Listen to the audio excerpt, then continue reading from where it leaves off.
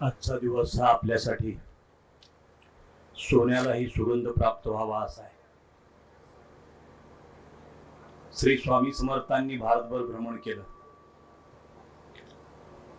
परंतु त्यांनी अक्कलकोटचीच निवड केली. यामागे सुद्धा एक दैवी संकेत होता. आणि आपण असं बघतो की अक्कलकोटचा इतिहास हा पराक्रमाने, कर्तृत्वाने आपली भगवी ध्वजा हा उंचावणारा आणि फडकवणारा आहे. परंतु आपणच आपल्या इतिहासाकडे कधी कधी थोडंसं दुर्लक्ष करतो. परंतु नव्या पिढीपुढे खरा आपला इतिहास समजला पाहिजे. आणि म्हणून आपण जर बघितलं तर आजचा कार्यक्रम हा त्या दृष्टीने अतिशय महत्वाचा आहे. स्वामी समर्थाची अखंड कृपा ज्या घराण्यावर आहे त्याच घराण्याचे वारसदार श्रीमंत मालोजीराजे भोसले तिसरे हे विद्यमान आहेत. आपण जसं बघायला तर 1707 पासून ते आज 1923 पर्यंतचा हा वाहता इतिहासाचा प्रवाह अनेक वळण घेतो. पहिल्या फत्तेसिंह महाराजांनी आपली तलवार अक्कलकोट ते आसाम पर्यंत गाजवली. आपण जर बघायला गेलो तर मराठवाड्यातल्या एका माणसाने यावरती पीएचडी केलेली आहे अक्कलकोट संस्थांवरती. फत्तेसिंह महाराज म्हणजेच लोखंडे परिवार, त्यातून ते आले.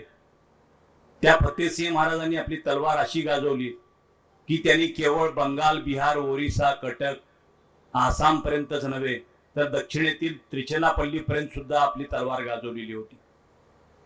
सगळ्यात तुम्हाला आणि आम्हाला अभिमानाची गोष्ट अशी आहे की छत्रपती शिवाजी महाराजांच्या नंतर आणि संभाजी महाराजांच्या वधानंतर यावर आपलं मोगल साम्राज्य आलं आपल्यावरती. त्याकाळी फितुरी झाली. 3 नोव्हेंबर 1689 तो काळा दिवस महाराष्ट्राच्या इतिहासातला.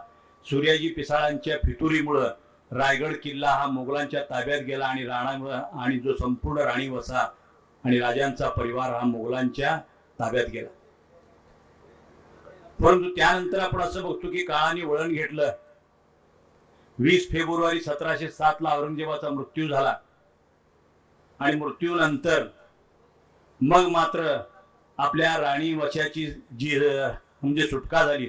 मध्य प्रदेशात दोहरा नावाचं गाव आहे तिथे. तिथून मग जेव्हा शाहू महाराज हे महाराष्ट्रामध्ये आले तेव्हा पारदला लढाई झाली. तो इतिहास मी सांगणार नाही, तुम्हाला माहित आहे. परंतु त्यानंतर त्या लढाईमध्ये एक मुलाला त्यांनी आपलं मानलं. त्या राणूजी लोखंडेंना त्यांचं नाव फत्तेसिंह ठेवलं. पहिला विजय फत्तेसिंह. आणि त्या फत्तेसिंह महाराजांनी आपल्या पराक्रमाची चुणूक दाखवली. आणि आपण असं बघतो 6 जून 1733 ला वयाच्या अवघ्या 18व्या वर्षी फत्तेसिंह महाराजांनी रायगड किल्ला मोगलांच्या ताब्यातून घेतला आणि महाराष्ट्राला दिला. हे तुमच्या आणि आमच्या अक्कलकोटच्या इतिहासाचं एक फार मोठं यश आहे. जेव्हा आपण असं बघतो की केवळ महाराष्ट्रामध्ये तलवार गाजवली अशी नाही, मी तुम्हाला सांगितलं बिहार, बंगाल, ओरिसा, कटक. त्या ओरिसामध्ये कटक नावाचं गाव आहे. कटक जवळ सुवर्णरेखा नावाची नदी आहे आणि तिथपर्यंत त्यांनी आपली सीमा नेली. त्याचबरोबर खाली त्रिचेनापल्लीला आले. पालखेडची लढाई झाली, उदगीरची लढाई झाली. अशा अनेक लढाया होत गेल्या आणि त्या घराण्यामध्ये अनेक पुरुष आले. त्यानंतर आपण असं बघतो की यानंतर येतात ते फत्तेसिंह महाराज तिसरे. त्यापूर्वी शहाजीराजे पहिलेंनी तर त्रिचेनापल्ली जिंकली. एवढंच नव्हे तर हैदरचा पराभव केला आणि त्याचा रुद्रगड सुद्धा जिंकून घेतला होता. आणि आपण असं बघतो की त्यानंतर तिसरे फत्तेसिंहाचा इतिहास. परंतु त्यापूर्वी श्रीमंत मालोजीराजे दुसरे यांच्या कारकिर्दीमध्ये स्वामी समर्थांचं अक्कलकोटला आगमन झालं. त्याला दृष्टांत झाला राजवाड्यामध्ये. ते दत्तभक्त होते आणि मीच अक्कलकोटमध्ये आहे. इथं अक्कलकोट संस्थांचं गणेश पंचायतन मंदिर आहे. त्या मंदिरात त्यांचं दर्शन झाली, त्यांची भेट झाली. आणि आपण असं बघतो की श्रीमंत मालोजीराजे दुसरे यांच्या काळामध्ये स्वामी समर्थ अक्कलकोटला आले आणि त्यावेळेला अक्कलकोटचं हे वैभव हे पूर्ण यशस्वी शिखरावर पोहोचलं. आपण बघतो 1857चं बंड झालं. वासुदेव बळवंत फडके अक्कलकोटला आले, स्वामींच्या जवळ गेले. त्यांनी आपली तलवार स्वामींच्या हाती दिली. तेव्हा त्यांनी स्वामींनी ती तलवार घेऊन झाडावर ठेवली आणि सांगितलं अभि वक्त नाही. हे ज्या सगळ्या घडामोडी घटना आहेत त्या जुन्या राजवाड्यामध्ये जेव्हा स्वामी सूत अक्कलकोटला आले तेव्हा स्वामी समर्थ जुन्या राजवाड्यामध्ये होते. त्या राजांच्या प्रथाप्रमाणे संध्याकाळी दरवाजा बंद झाला, पण आपला भक्त खाली आलाय त्याला भेटण्यासाठी त्या जुन्या राजवाड्याच्या तटावरून स्वामींनी उडी घेतली आणि त्या स्वामी सुताची गाळा भेट घेतली.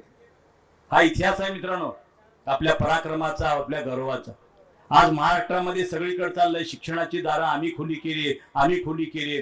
परंतु ज्या काळामध्ये शिक्षणाचा गंध नव्हता त्या काळामध्ये 1888 साली अक्कलकोटमध्ये शिक्षणाची स्थापना झाली. Shahaji high school, central school.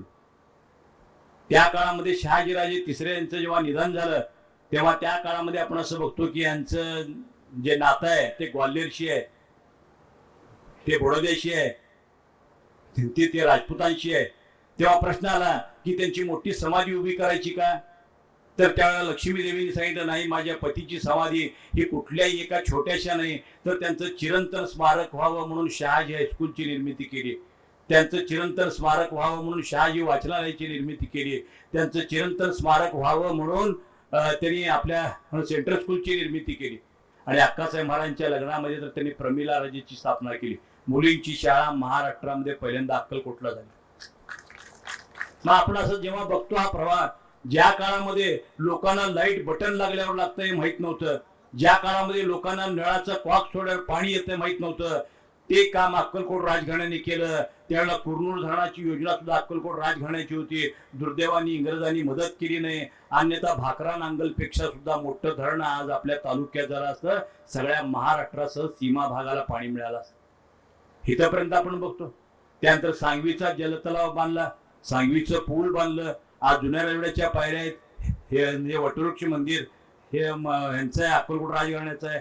त्याचे जे मोठे खांब आहेत ते खांब सुद्धा त्या काळात फतेसिंह महाराजांचे वर्गमित्र सर विश्वेश्वरय्या यांच्या संकल्पनेतून ते तयार झालेले आहेत. 1904 ला नगरपालिकेची स्थापना केली, लोकल बोर्डाची स्थापना केली. आणि एवढंच नव्हे, 11 ऑगस्ट 1947 ला लॉर्ड माउंटबॅटन यांच्याशी अक्कलकोट संस्थांचा करार झाला. मित्रांनो, आपल्याला सुद्धा माहित नाही तो करार काय होता काय नाही. जेव्हा त्याला अमृतोत्सव 75 वर्ष झाली त्यावेळेला मी बातमी दिली. त्यामध्ये 9 कलम आहेत. 9 कलमापैकी 5 ते 9 कलम तर अत्यंत महत्वाचे आहेत. अक्कलकोट संस्थांचा राचे हा किताब कोणीही काढून घेऊ शकत नाही, तो अबाधित आहे, कारण लॉर्ड माउंटबॅटननी त्यावरती स्वाक्षरी केली. त्यानंतर पुन्हा असं आहे, भारत सरकार जेव्हा कायदा करेल तेव्हा त्या कायदा अक्कलकोट महाराजांना मान्य व्हायला पाहिजे. अक्कलकोटची जमीन घेताना त्यांची परवानगी पाहिजे. अशी अनेक कलम त्यामध्ये आहेत. आणि ही सगळी कलम असणारी जी कलम आहेत त्या हैदराबादच्या मोठ्या म्युझियम मध्ये आजही एका ग्लास केस मध्ये लावलेली.